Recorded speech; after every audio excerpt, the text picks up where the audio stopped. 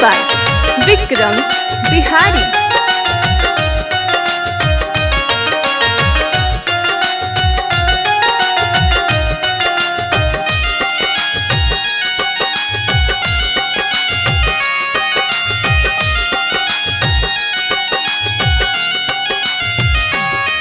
आओ जश्न मनाए आजादी का, लहरा के तिरंगा खादी का।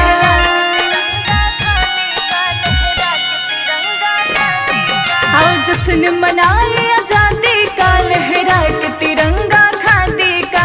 इसी झंडे के खातिर दे दी कितनों ने कुर्बानी।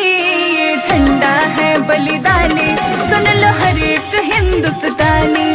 ये झंडा है बलिदानी, सुन लो हर एक हिंदुस्तानी। वंदे मातरम, वंदे मातरम, वंदे मातरम, वंदे मातरम।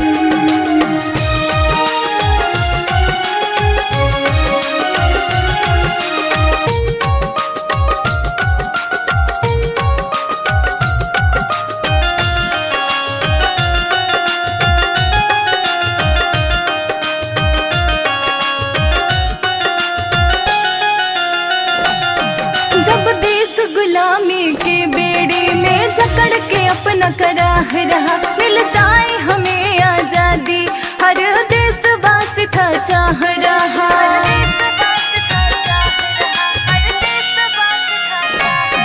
जब देश गुलामी के बेड़े में जकड़ के अपना कराह रहा, मिल जाए हमें आजादी हर देशवासी था चाह रहा। तब मंगल पांडे ने एक क्रांति की ज्योत जलाई। सोया भारत जागा फिर से लेकर के नई अंगड़ाई, लेकर के नई अंगड़ाई, लेकर के नई अंगड़ाई। आन की खातिर अपने मिट गई झांसी वाली रानी। ये झंडा है बलिदानी, सुन लो हर एक हिंदुस्तानी। ये झंडा है बलिदानी, सुन लो हर एक हिंदुस्तानी।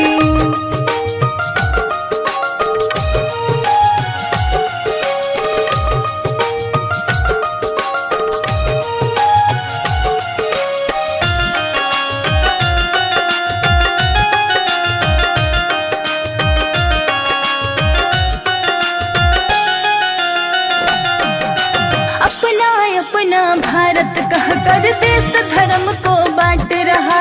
जातवाद मजहब के नाम पर इंसानों को काट रहा।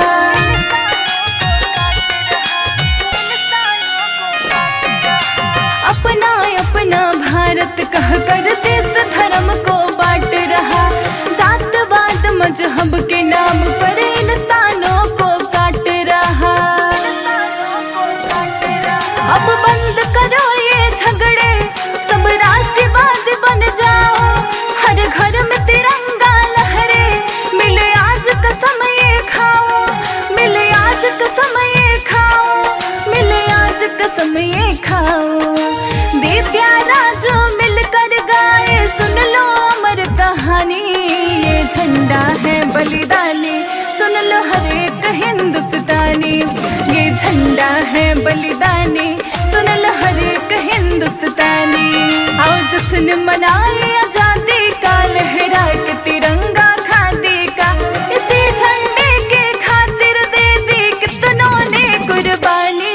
ये झंडा है बलिदानी, सुन लो हर एक हिंदुस्तानी।